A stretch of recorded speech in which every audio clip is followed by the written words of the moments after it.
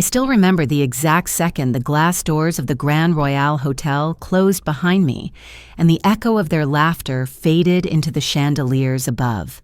They had walked ahead, my own son, his wife, the grandchildren I once carried on my back, all of them sweeping past the velvet ropes like royalty, while I was left standing in the lobby, clutching my small purse, like a beggar who had wandered into the wrong palace. The lobby smelled of polished marble and roses, imported from God knows where a scent meant to impress the wealthy. To me, it reeked of betrayal. "Madam, your family has already checked in," the young receptionist said with a rehearsed smile that barely hid her pity. "Would you like to wait here in the lobby? Wait here." As if I had no claim to walk further, as if I were an outsider, not the woman who had paid for the entire trip. My chest tightened, and for a moment I thought I might collapse right there on the gleaming floor.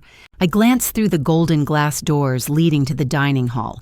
They were seated at a long table, champagne glasses raised their faces lit by candlelight.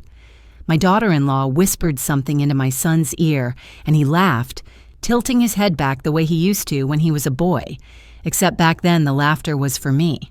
My granddaughter, barely 16, snapped selfies with the sparkling backdrop, carefully angling the camera to avoid me in the frame, as if I were some blemish that might spoil the picture of their perfect evening. I stood there invisible while every passing guest threw glances my way. A woman in a red dress that wasn't designer pearls, that weren't new, standing too still, too awkwardly as though she didn't belong. My cheeks burned. I wanted to scream at them, to pound on the glass until they looked at me, but the words stuck in my throat.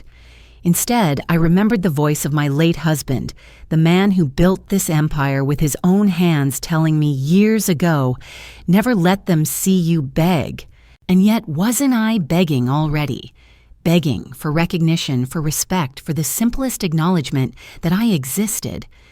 My son hadn't even looked back as he walked into that hall. Not once. The memory of sacrifices cut through me like shards of ice. I remembered working double shifts, cooking cheap meals, patching torn clothes, just so he could go to college. I remembered holding his fevered head through nights when I thought he might not make it, whispering prayers into the dark. I remembered selling my own wedding jewelry to pay his first down payment when he and his wife wanted their dream home. And this was my repayment, being abandoned in the lobby of a hotel I had secretly bought for them as a gift. Yes, you heard me. I had bought the Grand Royale 2 years earlier quietly through the trust my husband left in my care. My son thought this was merely an extravagant family getaway I had financed, but the truth was deeper, far sharper. I owned the very marble they were walking on, the chandeliers that glittered above their heads, the velvet drapes they leaned against while mocking me. But that night, as I stood alone clutching my purse, none of them knew. A group of tourists bustled past me dragging shiny suitcases, and I heard them whisper, "She looks lost, poor thing. Poor thing." If only they knew. I wanted to vanish, to melt into the marble, but something inside me hardened instead. Every humiliation has its limit, every wound its point of no return. My humiliation had just reached mine. Do you know what it feels like to watch the very people you gave life to erase you, like a stain on glass? To realize that love, when poisoned by greed, can turn into mockery? Would you have stayed silent, swallowed? The insult pretended it didn't hurt? Or would you have done what I did? Clench your fists, let the rage sharpen your breath, and promise yourself this would not be the end.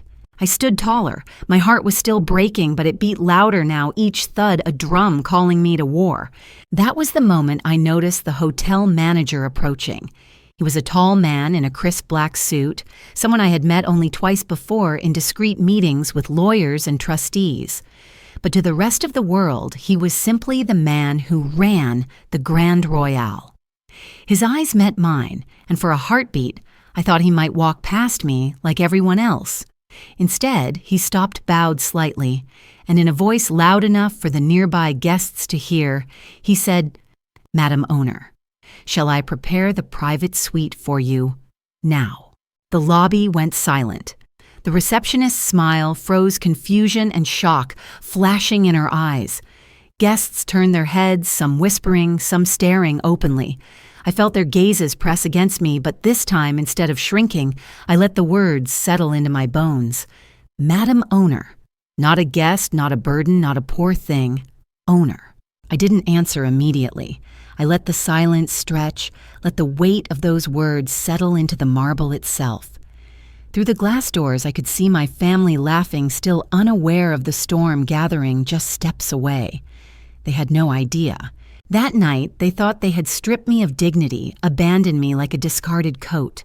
They thought they had erased me. What they didn't know was that they had just unlocked a fire I had kept hidden for too long.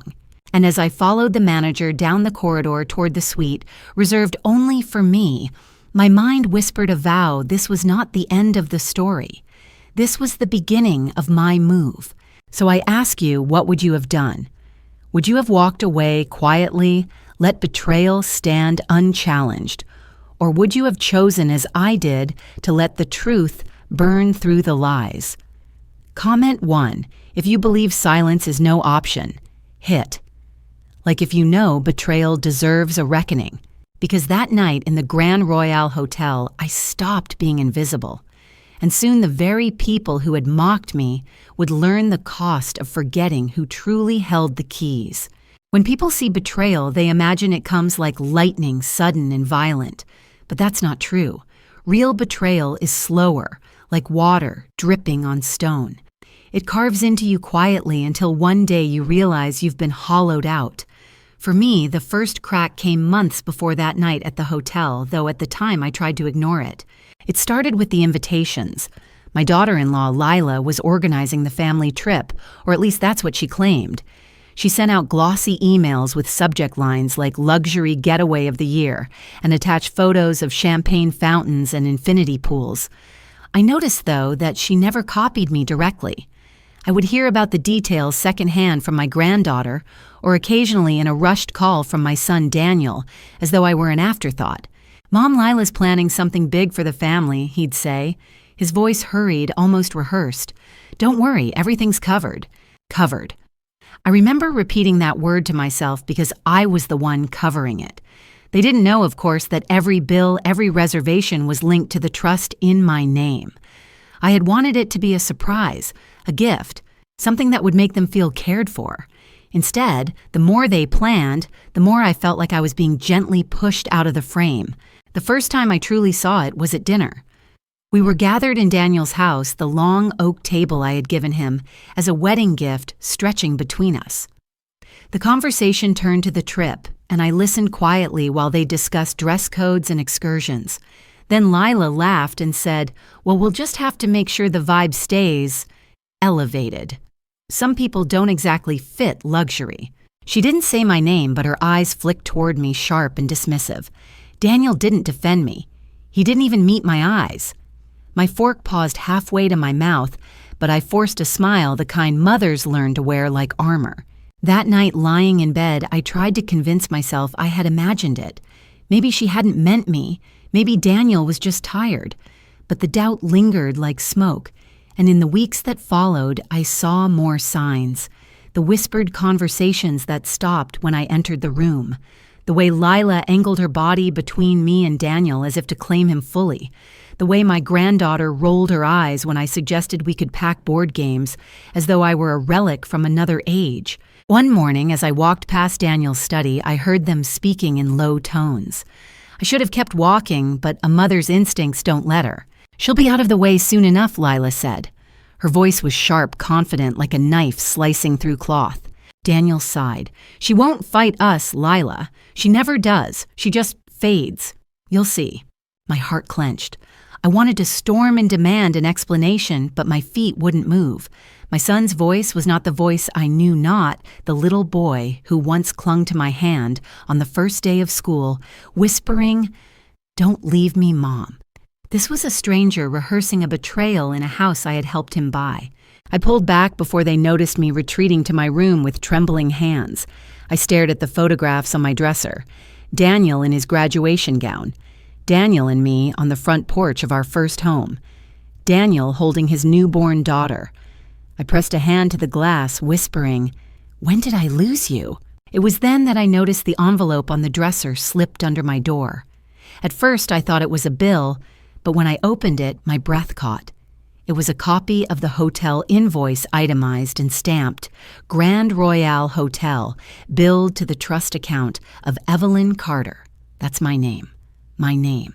Not Daniel's, not Lila's, mine. So, while they whispered about me fading, while they laughed about keeping the vibe elevated, it was my signature. My money, my sacrifices that kept their fantasy alive. I remember sinking into the chair, the paper trembling in my hand. The betrayal wasn't just in their words, it was in the silence, in the way they let me pay for everything without giving me the smallest place at the table. They were building their world on my foundation, and at the same time erasing me from it. That night I couldn't sleep. I walked the halls of my house, my footsteps echoing like questions I couldn't answer. Had I raised Daniel to be this way? Had I given too much so much that he forgot the value of love without strings? Or had Lila poisoned him slowly, day by day, until there was nothing left of the boy I knew? I wanted to believe he was still in there, buried under layers of greed and pride. But when I thought of his words, "She never fights. She just fades something broke." Fade no, not this time. I folded the invoice and slipped it into my purse, as if holding proof that I still mattered. They could laugh at my clothes, roll their eyes at my presence, whisper about my age. But the marble floors they were about to walk on, the chandeliers that would sparkle above their heads, all of it bore my invisible name. And someday soon, invisible would become undeniable. The Grand Royale lobby was all glitter and gold that night, but under its shine, I felt the shadows thickening around me. I told myself I would hold my head high, smile when needed, play the part of the quiet mother who never caused trouble. Yet no mask can cover the sting of humiliation for long. The next wave of betrayal came not from their laughter or their silence, but from the whisper of truth delivered by someone I least expected. Her name was Clara. Years ago, she was a girl barely out of high school folding towels at a small boutique hotel where I used to host charity luncheons. I remembered her bright eyes, her eagerness, the way she stayed late to perfect the folds of napkins until they looked like roses. I had slipped her an envelope, once extra money for college, telling her, "Someday you'll own your own place." Life had taken her on another path, but she had grown into a graceful woman now in a crisp uniform at the Grand Royale, working as an assistant manager. That night, while I sat on the velvet couch in the corner of the lobby pretending to read a magazine, Clara approached me with careful steps. Her voice was low but urgent. "Mrs. Carter," she whispered, kneeling slightly as if arranging the flowers on the side table to avoid suspicion.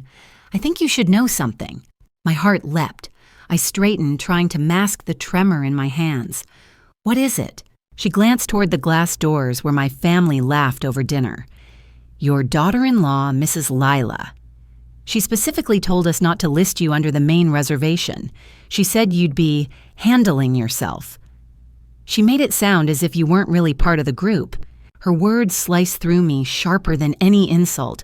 I pressed my lips together to keep from gasping, but Clara saw my face pale. She reached out lightly, touching my wrist. "I'm sorry, ma'am. I thought you should know. It didn't feel right. You're the one on all the billing documents. Every suite, every dinner package, even the flowers in that hall, it's your account.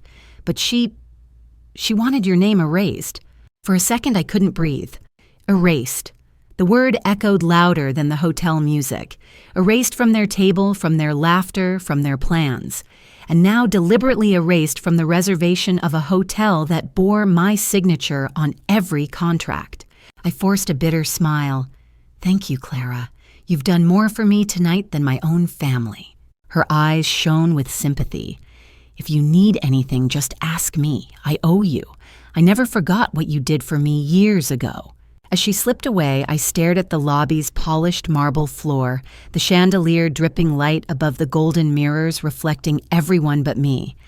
I thought of Lila's perfect smile, the way she wrapped her arm around Daniel like a queen claiming her throne, the way she always said, We're moving forward as a modern family. I understood now what modern meant to her, a family polished for photographs, edited for status, with no room for the woman who had raised the man she married. The humiliation pressed heavier with each minute. Guests walked by their heels, clicking, their laughter spilling. I imagined what they saw, an aging woman alone in the lobby, not invited to the dinner, waiting for someone who might never come. And maybe they pitied me. Maybe they judged me. But none of them knew that the walls themselves, the chandeliers, the velvet couches, bowed to my ownership. The irony was cruel. Hours earlier, before we arrived at the hotel, I had caught a glimpse of another truth. Lila had left a folder on the back seat of the car open just enough for me to see. I pretended not to notice then, but the words leapt at me. Title transfer inquiry. Carter residence. My home. The place where I kept every photograph of Daniel's childhood, the garden where I planted roses after my husband died. They were already inquiring about transferring it. At first I told myself it was a misunderstanding, some clerical note for insurance. But Clara's words confirmed the darker picture. It wasn't just about this trip. They were circling like vultures, ready to strip me of every last piece of dignity, starting with my name. I pressed my hands together, forcing myself to breathe. The lobby lights blurred as tears filled my eyes, but I blinked them back. I would not cry in public.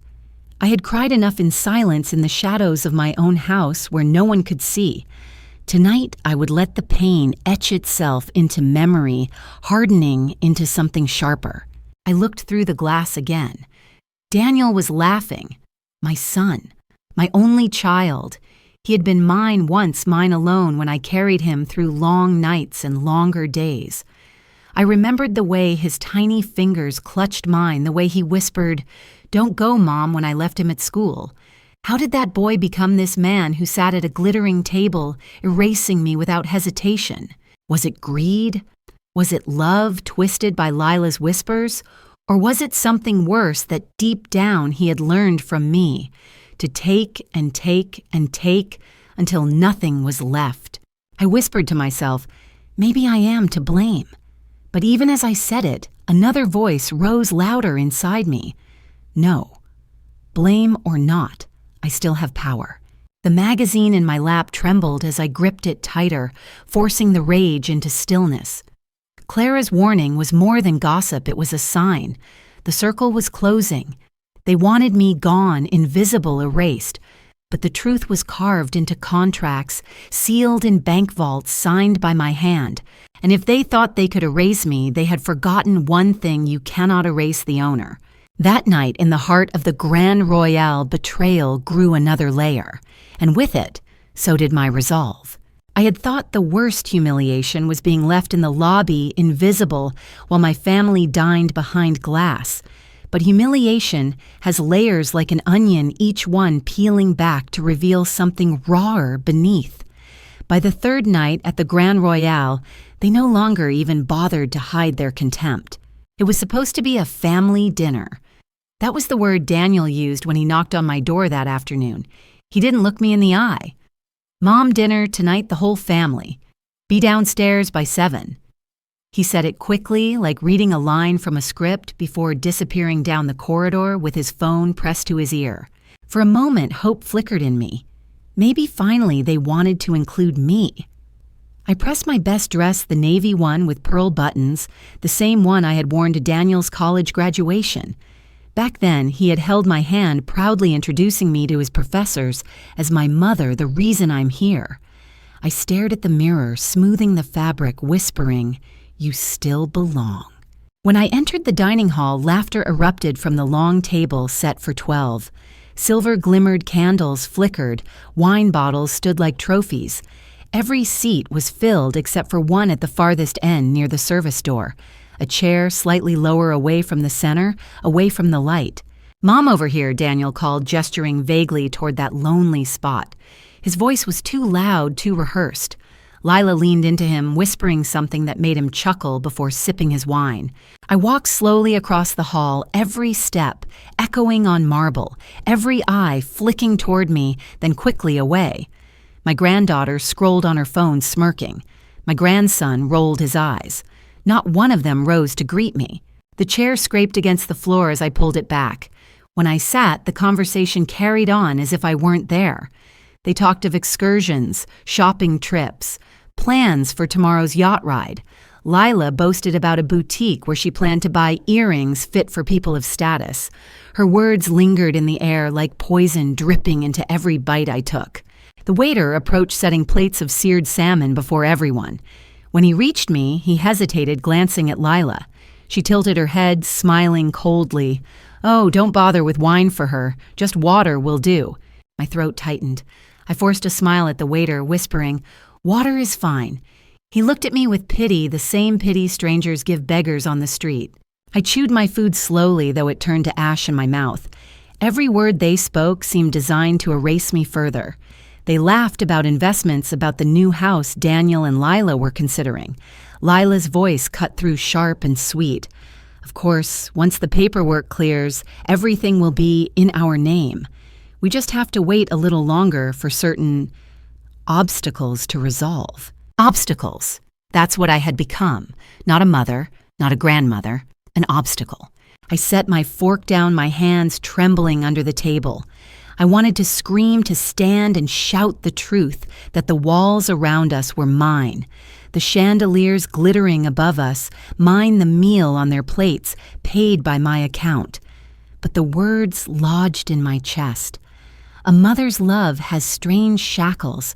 Even in betrayal, it holds you back. Then it happened. My granddaughter, with a smirk too old for her young face, turned toward me. "Grandma, why don't you just relax more? Let Mom and Dad handle things. You're too old to worry about all this money stuff anyway. Isn't it time you stopped clinging to everything?" The table chuckled. Daniel looked down at his plate, silent. Lila sipped her wine, satisfied. The words struck me harder than any slap. Too old, clinging. The girl I once cradled in my arms, teaching her nursery rhymes, now echoed her mother's cruelty. My own son sat by complicit in silence. I excused myself, rising slowly, my chair scraping again across the marble. No one stopped me. No one even looked up. The hall spun as I walked back toward the lobby, the sting of humiliation burning deeper than before. I sank into the velvet couch where Clara had spoken to me the night before. My hands shook as I reached into my purse, pulling out the envelope with the hotel invoice proof of my ownership. I stared at it, the numbers blurring through tears. I whispered to myself, "They think I'm clinging. They think I'm too old. But this paper says otherwise." Just then, a discreet cough startled me. A bellboy stood nearby, eyes downcast, holding a small envelope. "For you, madam," he said softly, slipping it into my hand before retreating. I opened it with trembling fingers. Inside was a single piece of paper, the hotel's official certificate of ownership, embossed with the seal, my name written in bold letters, Evelyn Carter, property owner. My breath caught. I hadn't asked for it.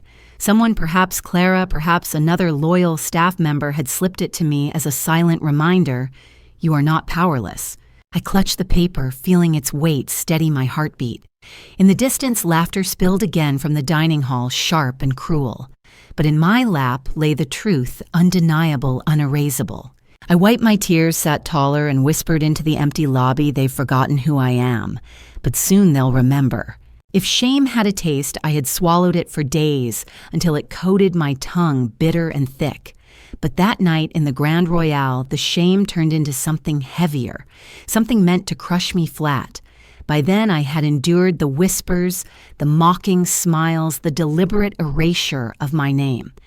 Yet there is always one blow that feels final, the strike that makes you believe you might never rise again. It happened during the largest family gathering of the trip, a formal dinner arranged in the hotel's ballroom chandeliers dripping with crystals, tables dressed in white linen. I had hesitated to attend, but Daniel had come to my door speaking quickly. "Mom, you should come. Everyone will be there." His words sounded less like an invitation, more like a command. I walked in late, my heels echoing on marble. The hall was alive with chatter glasses, clinking forks, scraping against porcelain. My family sat near the front, their table loaded with plates of lobster, duck, and wine. but my seat was again at the edge by the service doors where waiters rushed in and out. I sat quietly folding my napkin, trying to hold my head high. For a while, I managed to stay invisible. They talked about business, about future plans, about the villa they were considering in another city. Lila's laughter rang out too loudly, like glass breaking. Daniel leaned into her nodding while my grandchildren whispered and giggled, throwing glances my way. Then came the moment that pierced deeper than all the rest. My husband's cousin, Harold, a man I had tolerated for years, raised his glass and said to Daniel and Lila, "Carrying the family forward." Unlike some people who only know how to eat from the table without contributing. The room went still, then filled with awkward laughter. My fork froze. Every eye at the table shifted slowly toward me.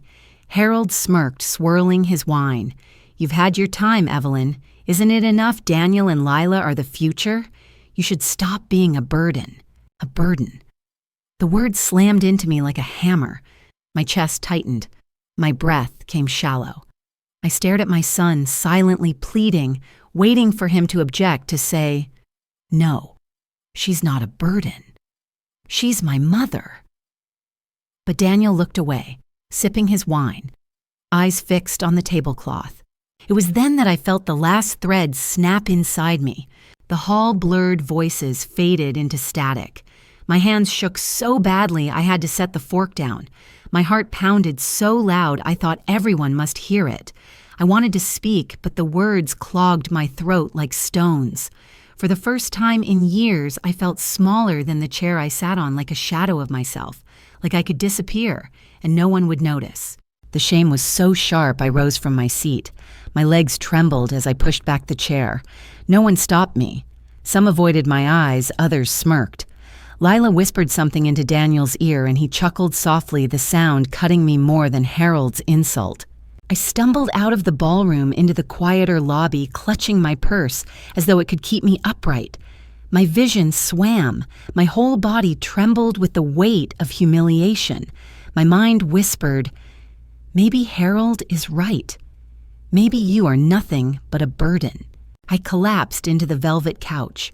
Tears came then, hot and unstoppable, sliding down my cheeks in streams I couldn't hide.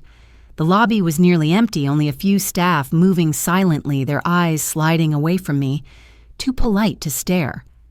I pressed my face into my hands, whispering to the empty air, "When did I become this? When did the woman who built a life, who raised a son, who carried everything on her back become a burden?" The ache was so deep, I thought I might not survive it. For a long time, I sat in silence, broken, stripped of every defense, and then my phone buzzed. At first, I ignored it. I had no strength to speak, but it buzzed again, insistent. With trembling fingers, I pulled it out of my purse. The screen lit up with a name, Marcus Hale, my husband's lawyer, the man who had helped me secure the trust, the one who knew every detail of the hotel's ownership. I swiped the screen with a shaking thumb. "Marcus," I whispered, my voice raw. "Evelyn." His voice came steady, grounding like stone under my feet. I heard from the hotel staff. They told me what's been happening. "Are you all right?" The lump in my throat almost choked me, but I managed. "No, Marcus, I'm not. They've erased me. They humiliate me in my own hotel. Tonight they called me a burden." My voice broke. There was a pause, then his voice hardened. "Enough. You've been silent too long. Do you want me to prepare the documents? It's time they see who holds the real power." I froze, staring at the chandelier above the lobby, its crystals glittering like cold stars. His words hung in the air, heavy and dangerous. "Prepare the documents." "Yes," Marcus said. "The ownership papers, the trust records, everything that proves you're not just a guest here, you are the owner. You can end this farce whenever you choose." My breath came sharp, ragged. For weeks I had swallowed every insult, every cut, convincing myself silence was noble. But silence had only made them bolder. Silence had turned me into prey. I closed my eyes, tears still sliding down, but my voice steadied. "Yes, Marcus. Prepare them. It's time." "Good," he said. "Hold on a little longer. I'll bring everything. When you're ready, we'll make it public." They won't see it coming. When the call ended, I sat motionless for a long time, the phone heavy in my hand. The ballroom doors opened briefly, spilling laughter into the lobby before closing again. Their laughter no longer felt like knives. It felt like the countdown to a storm they couldn't imagine. I wiped my face, folded my shoulders back, and whispered to myself, "They think I'm broken. They think I'll fade away. But soon they'll see. The woman they called a burden is the one who holds the ground beneath their feet." And for the first time in days, I didn't feel like fading. I felt like fire.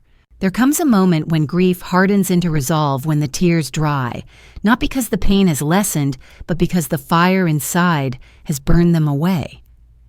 That night in the Grand Royale, after Harold's insult and Daniel's silence after my phone call with Marcus, I felt something shift.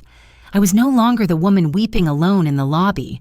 I was the woman who carried proof in her purse, who owned the very marble beneath their feet, and who had finally decided to use it. I remember walking back to my suite not theirs, every step heavier but steadier. The walls seemed to whisper as I passed the chandeliers, casting sharp light, no longer mocking but reminding me, "You built this, you signed for this, you hold this." By the time I closed the door behind me, my hands no longer trembled. I pulled out the folder Marcus had sent me months earlier, papers I had kept hidden under sweaters in my drawer. Ownership deeds, bank statements, trust certificates, all in my name. I laid them out across the bedspread like a soldier preparing armor before battle. The papers didn't lie. Whatever they whispered about me, whatever names they called me, this was truth, signed and sealed. But truth I knew wasn't enough. Truth needed witnesses. Truth needed voices louder than their laughter. I thought of Clara, the young woman whose loyalty had already risked her job when she told me about Lila's instructions to erase my name. I thought of the bellboy who had slipped me the certificate of ownership, silent but brave. And of Marcus, steady and unflinching, who had handled my husband's affairs for years and had nothing to gain by lying. For the first time in weeks, I realized I was not alone. Still, fear lingered like a shadow. Could I do this? Could I turn on my own son, the boy whose scraped knees I once bandaged, whose laughter once lit up our home? I stared at his photograph on my nightstand. Daniel at age 10, with a missing tooth, smiling at the camera. My hand hovered over the frame. "I don't want to destroy you," I whispered, "but you've left me no choice. If you won't remember who I am, then I'll make the world remind you." I sat at the desk and wrote a list in my notebook, the same notebook I once used to track household bills and grocery lists. Now it became a battle plan. Gather every document proving ownership. Secure Marcus's testimony. Confirm Clara's willingness to speak. Wait for the right moment. A moment public, undeniable, where silence would no longer be possible. When I finished, I leaned back, exhausted but alive with purpose.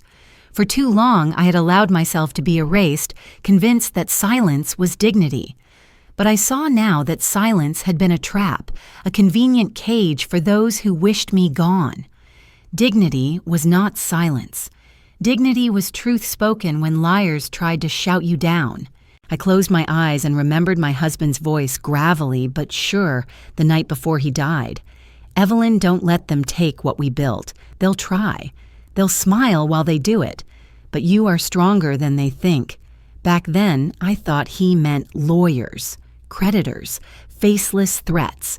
I didn't realize he meant family. But he had been right about one thing: I was stronger than they thought. The next morning, as sunlight poured through the suite windows, I met Clara by the service elevator. She looked nervous, glancing around to make sure no one saw. "Are you sure you want to do this?" she asked, her voice low. "Yes," I told her. My own voice surprised me with its steadiness. "They've erased me long enough." She nodded, her eyes shining. "Then I'll stand with you. Whatever you need." Later that afternoon, Marcus arrived. He wore his usual gray suit, his briefcase heavy with documents. We sat together at the desk, papers spread out like weapons. "Everything is in order," he said firmly. "The trust is airtight. The hotel is yours. They can deny, they can scream, but they can't erase signatures and seals. The question is, when do you want to strike? Strike." The word rattled me, yet it fit. I wasn't a victim anymore. I was preparing for war. Soon, I said, at the right moment. When they think they've won, when they think I'm finished, that's when they'll see. Marcus gave a small smile. That's the Evelyn I remember. That night, alone again in my suite, I sat by the window watching the city lights blur in the rain. My heart still ached, but it no longer begged for love. It beat steady, preparing for battle. So I ask you now, what would you have done? Would you have stayed silent? Let them strip you of name and dignity? Or would you have done as I did, drawn a line, sharpened your pain into a weapon and prepared to strike back? Comment 1 if you believe silence is the same as surrender. Hit like if you know that sometimes the only way to keep dignity is to fight for it. Because in that moment I stopped being a burden. I became a storm waiting to break. I knew the confrontation had to come before the reveal.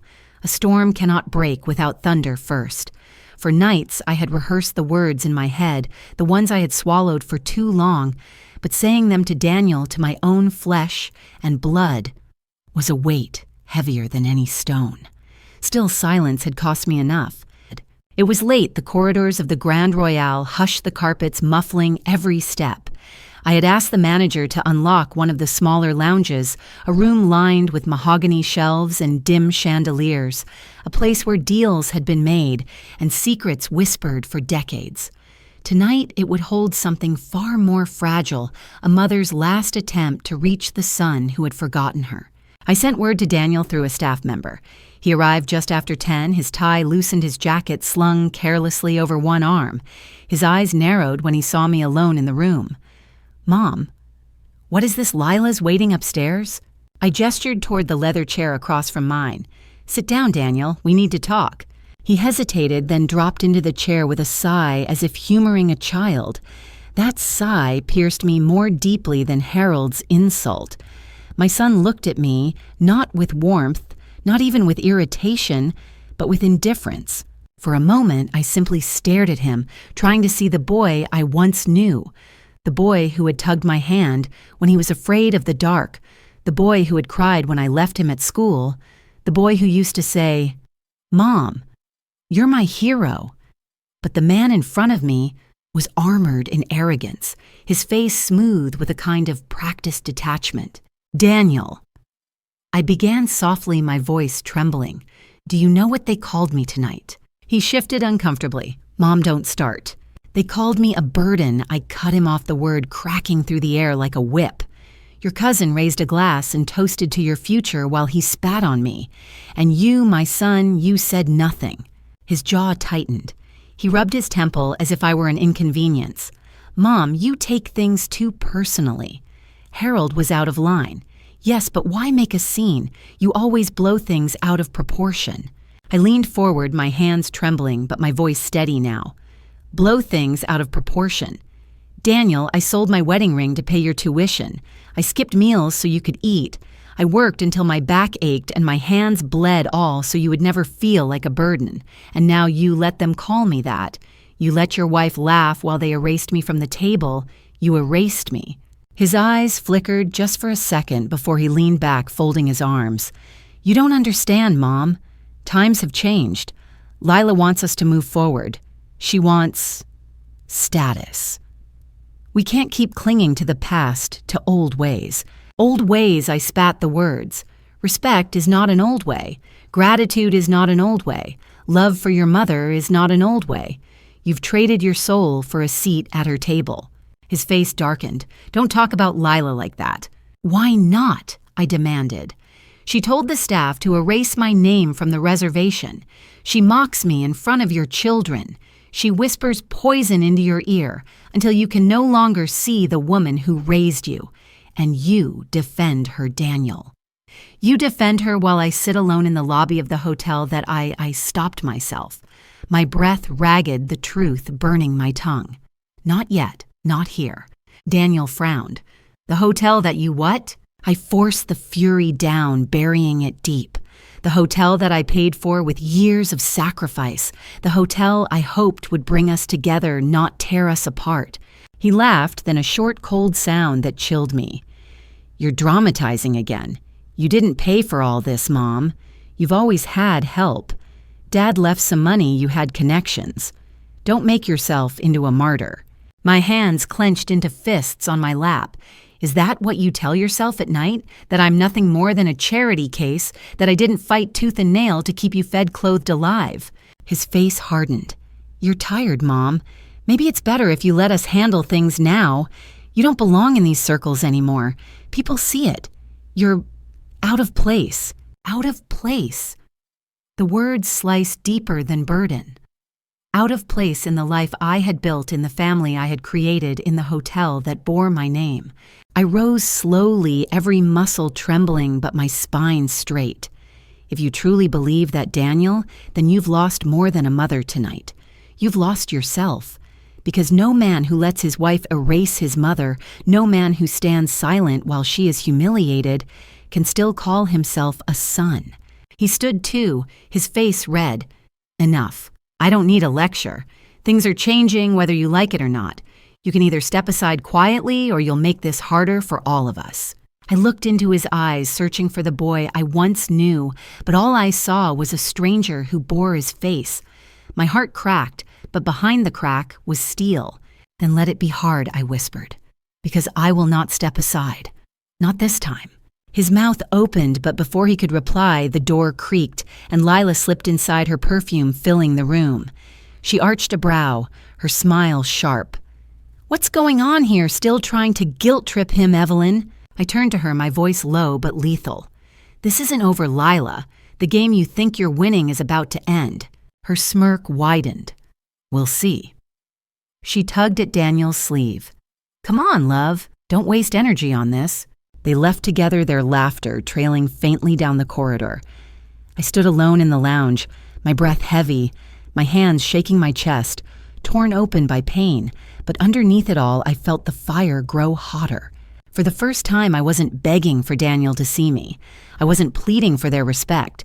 I was preparing to show them what happens when you try to erase the woman who owns the ground you walk on. The night of the banquet will live with me until my last breath. The ballroom was dressed in gold and velvet tables lined with crystal glasses and silver cutlery chandeliers blazing like suns. It was supposed to be a celebration of Daniel and Lila's new chapter. That's what the invitation card said, printed on embossed paper with their names at the top, mine buried at the bottom in small type family guest. Family guest. I had been reduced from mother to an afterthought. But that night I carried more than shame in my purse. I carried truth, and truth when released has a way of filling every corner of a room. I entered quietly wearing the same navy dress they had mocked for being outdated. I didn't care. Let them see the dress of the woman they had tried to erase. Heads turned as I walked past the tables, whispers following me. Some eyes gleamed with pity, others with curiosity, a few with disdain. Lila smirked as she raised her glass, her hand hooked possessively through Daniel's arm. Ah, Evelyn, she said sweetly, her voice dripping venom. We weren't sure you'd come. Please take a seat by the door.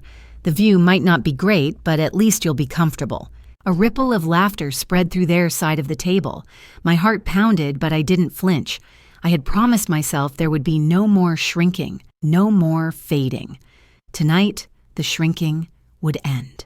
I walked not to the corner, but to the center of the room. Guests paused, forks frozen in midair. The music from the hired string quartet faltered, then stopped altogether. For a moment, the only sound was the faint clink of a spoon dropping against porcelain. Then I heard the firm, measured voice of Marcus stepping forward from the shadows near the entrance. He carried his leather briefcase like a judge carries a gavel. Ladies and gentlemen, he said, his voice carrying across the hall, before this evening proceeds there are matters that must be clarified. The crowd stirred. Daniel rose halfway from his chair, his face flushing. Marcus, what are you doing here? Lila's smile faltered, though she quickly masked it with a scoff. This is a private dinner. You can't just interrupt. Marcus ignored her. He placed the briefcase on the head table with a deliberate thud and opened it, sliding out a thick stack of papers. He looked directly at me. Mrs. Carter, are you ready? I drew a breath, my pulse thundering, then nodded. My voice came out steady, louder than I thought possible. Yes, it's time. Marcus lifted the first document, the hotel ownership deed embossed with the golden seal of the state. For those of you who do not know, the Grand Royale Hotel is not owned by Daniel or Lila. It is not financed by their ventures or their status. It is owned entirely by Evelyn Carter, who holds every legal right to this property. Gasps spread through the room like fire catching dry grass. Whispers surged, faces turned toward me with wide eyes. My grandchildren froze mid-bite, their forks clattering against plates. Daniel's lips parted in shock, his face blanching. "That's absurd," Lila snapped, her voice shrill. "You're making this up. Everyone knows Daniel arranged this trip. Everyone knows." "Enough," Marcus cut her off, slamming the next document onto the table. Bank statements, trust records, signatures, all confirming that every suite, every meal, every bottle of champagne tonight is paid for by Mrs. Carter, your mother, the woman you have publicly humiliated in her own house. The hall erupted in murmurs. Guests turned to each other, scandal flashing across their faces.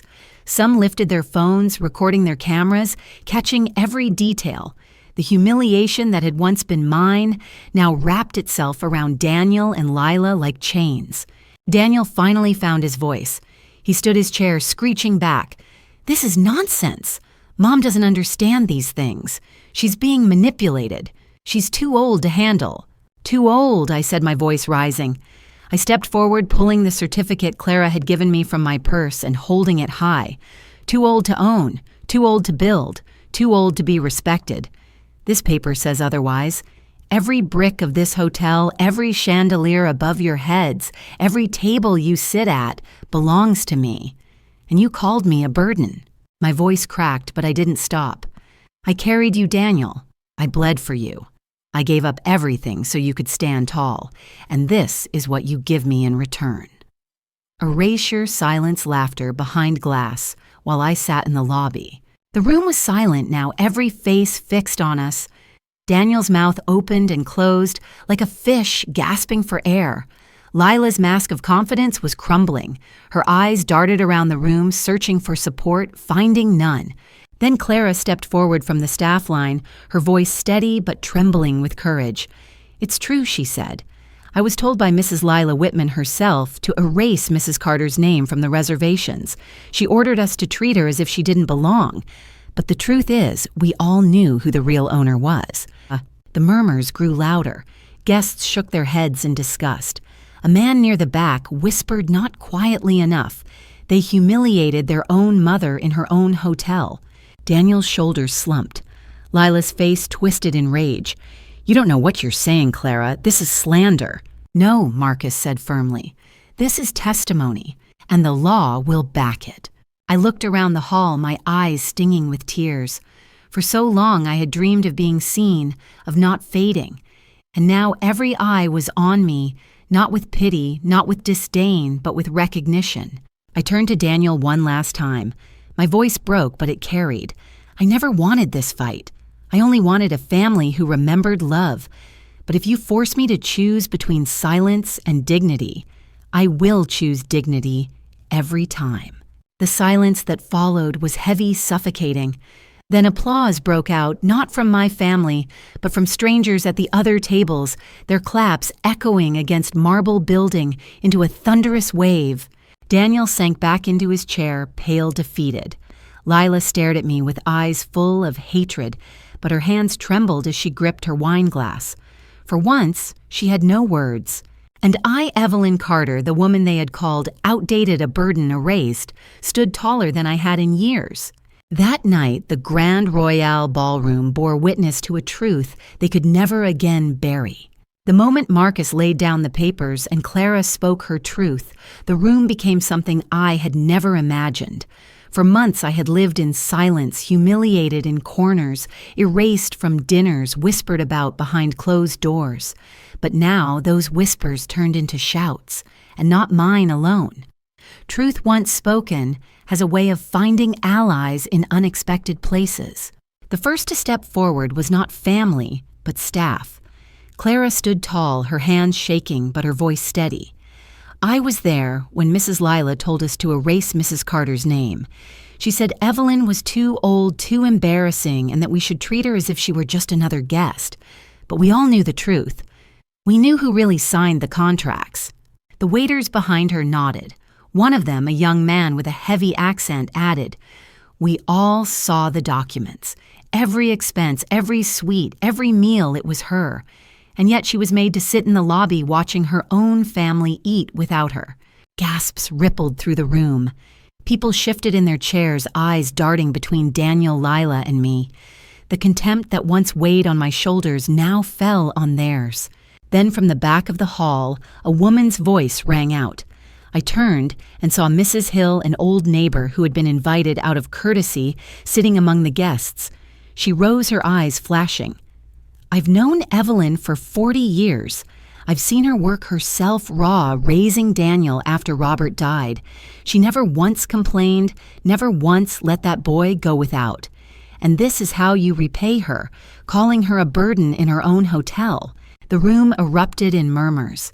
Phones lifted, recording fingers, tapping furiously on screens.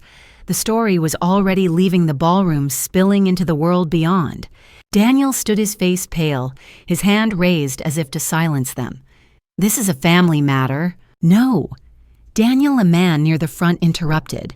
He was a business associate of my late husband, his voice ringing with authority. "When you humiliate your own mother in public, when you strip her of dignity in front of strangers, it ceases to be private. It becomes a warning to all of us. If a son can do this to the woman who gave him life, what loyalty does he have to anyone else?" Applause scattered across the tables. Lila's face crumpled, her lips parting, but no words came.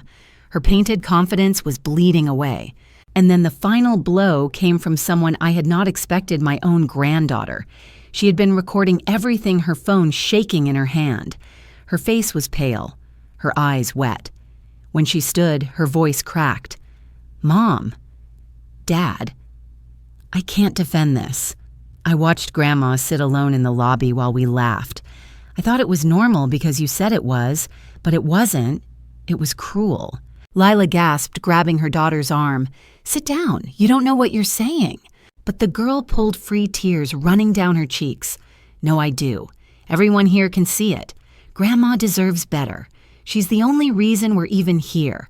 Without her, we'd have nothing." The silence that followed was thicker than stone. Daniel sank back into his chair, his face in his hands. Lila's mask shattered completely, her eyes wild, her knuckles white around her wine glass.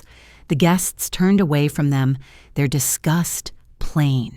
I stood there, my heart pounding, my breath shaking. For years, I had dreamed of someone speaking for me, of someone standing beside me. And now, in the Grand Royale, it wasn't just my voice. It was Clara's, the staff's, my neighbors, and old friends, and finally, even my granddaughter's. The fire had caught and it spread beyond the ballroom. Reporters who had been invited to cover the celebration now found a bigger story. Cameras flashed. Questions were shouted. "Mrs. Carter, how does it feel to be vindicated? What message do you have for families like yours? Do you plan to take legal action against your son and daughter-in-law?" I raised a trembling hand, not to silence them, but to steady myself. My voice, raw but strong, carried over the chaos. "This is not just about me. This is about every parent who has been cast aside, every elder treated like an obstacle instead of the foundation of their family. Silence allows cruelty to grow. If you see it, you must speak. If you suffer it, you must fight. Dignity is not a gift, it is a right." The room broke into applause again, louder than before, echoing through the chandeliers. I felt it in my chest, a vibration that erased years of humiliation. Daniel looked at me, then his eyes red, his lips trembling as if to speak. But he didn't. He lowered his gaze, defeated. Lila turned her face away, her cheeks streaked with shame. That night, the truth left the walls of the Grand Royale. By morning, it was in newspapers, on television, whispered in cafes and offices. Mother humiliated by own family, reclaims dignity in shocking reveal. My story was no longer mine alone. It had become a mirror for countless others reflecting pain and resilience, betrayal and justice. And though I hadn't planned it, the world had chosen sides. They stood with me. So I ask you, if you had been in that room, would you have stayed silent, letting cruelty sit like poison on your tongue? Or would you have spoken, fanned the flames of truth until the lies burned away, meant one, if you believe no parent should ever be erased? Hit like if you know that when one voice rises, others must follow. Because that night proved something I had nearly forgotten: one spark is enough to light a fire, and once it burns, there is no putting it out. By the next morning, the Grand Royale was no longer just a hotel. It was the stage of a story that had spilled into every corner of the city. The headlines carried it before breakfast: mother humiliated by her own family reclaims dignity in stunning public reveal. My face pale but unbowed stared back at me from the front page of newspapers I hadn't bought. Clips of my speech, shaky but firm, were shared online, replayed with captions like, "Dignity is not a gift, it is a right." For once, I wasn't invisible. For once, the world saw what had been hidden behind glass doors and polite whispers. And with that visibility came consequences. Daniel called first. His voice was hoarse, broken. "Mom," he began, but his words faltered. Silence stretched, filled with all the things he should have said years ago. I waited, but when nothing came, I whispered, "Daniel, love without respect is not love. You taught me that last night." He tried again. "Mom, please," it was Lila, but I cut him off gently. "You let her. You let them erase me, and silence was your choice. Now you live with it." I ended the call before he could finish. My hands shook, but for the first time, it was not from weakness. By midday, Lila had vanished from social media. The woman who once posted endless photos of champagne glasses and designer dresses suddenly found her accounts flooded with condemnation. "How dare you treat your mother-in-law like that? You humiliated the very woman who gave you this life of luxury." Brands she had begged for collaborations quietly cut ties. The so-called influencer of high society had become a symbol of greed and cruelty. Even my grandchildren felt the shift. At school, whispers followed them, some taunts, some pity. My granddaughter, who had spoken up for me in the ballroom, cried when she called. "Grandma, I'm sorry. I should have defended you sooner. I told her, sweetheart, courage doesn't wait for the right moment. It arrives when you finally hear your own heart." And you did. As for Daniel, the scandal bled into his work. Clients withdrew. Colleagues distanced themselves. A man who had built a career on the image of integrity now found himself shadowed by the truth if he could betray his own mother. How could he be trusted by anyone else? And there were legal consequences, too. Marcus moved quickly, filing documents to secure the trust against further interference. The bank froze certain accounts Daniel had been accessing under the guise of family management. Lawyers who once answered his calls suddenly refused to take meetings. The law, slow as it was, had begun to turn in my favor. But beyond the legal and the social, there was the personal. For days, strangers stopped me in the hotel lobby. Some were staff, others guests, a few complete outsiders who had read the story in the paper and come just to see me. They squeezed my hand, their eyes shining. "You spoke for all of us," one elderly man told me. "My children tried to put me away in a home. You reminded me I'm still a person." Another woman whispered, "I wish I'd had your courage when my family treated me the same way." Each word was like a balm healing wounds that had festered for too long. I realized then that my humiliation had not been unique. It was part of a silent epidemic. Families erasing those who had built the very foundations they stood on. But now silence was broken. As for me, I didn't gloat. I didn't dance in victory. I sat in my suite each night, the documents spread before me, the city lights flickering beyond the window, and I felt a strange mix of sorrow and peace. Sorrow for what I had lost my son's love, perhaps forever. Peace for what I had gained, the dignity I thought had died, the voice I thought I'd buried. One afternoon, Clara knocked gently on my door. She looked nervous, as though she feared she'd gone too far by speaking out. But when I opened the door, I pulled her into an embrace. "You reminded me I wasn't alone," I told her. She smiled, tears in her eyes. "You saved me years ago with a small kindness. It was my turn." Even the hotel itself seemed to shift. Staff who once looked through me now greeted me as Madam Owner, not with pity, but with pride. Guests no longer whispered "poor thing," but nodded with respect. And I, who had sat invisible in that lobby just days earlier, now walked through it with my head high. As for Daniel and Lila, the hotel became a place they could no longer stomach. They checked out quietly without fanfare, their departure noted only by the silence that followed. They left the marble halls they had claimed as their own, but the echoes of their cruelty remained etched into the walls as a warning. I stayed. I walked the corridors, touched the banisters, looked up at the chandeliers, and whispered to myself, "You are not erased. You never were." And though I had lost much, I had also regained something priceless, the certainty that even in the face of betrayal, dignity can be reclaimed. The storm that had begun in whispers ended in silence, the kind of silence that follows a reckoning. Days passed after Daniel and Lila left the Grand Royale, but their absence was not an ending. It was a space in which I finally breathed freely. For years I had lived as if bent under invisible weight, shrinking at every dismissal, swallowing every slight. Now I walked upright, not because the world had changed overnight, but because I had refused to stay erased. One morning, as I stood in the hotel's grand lobby, sunlight streaming through tall windows, a bellboy approached me with a nervous smile.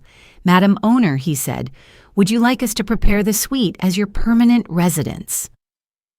His words struck me deeply, not for the luxury, but for the acknowledgement.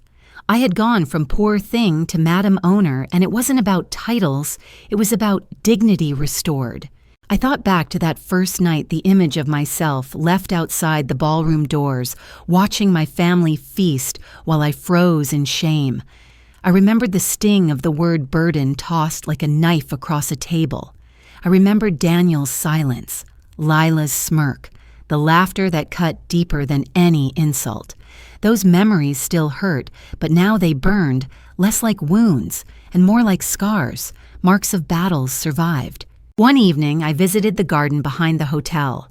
Roses bloomed in neat rows, their fragrance drifting in the cool air.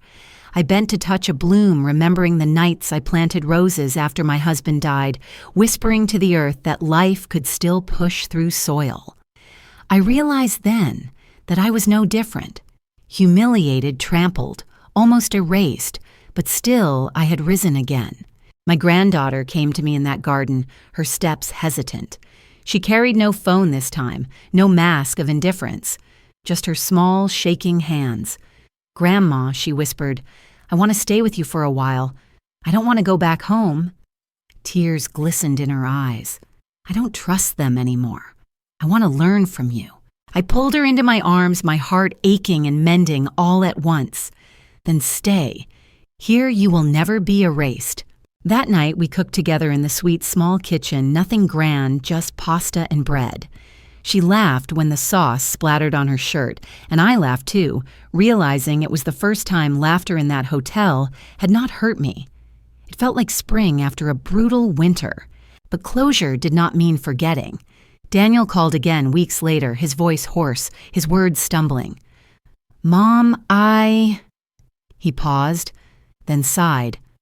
"I don't know how to fix this." I listened in silence.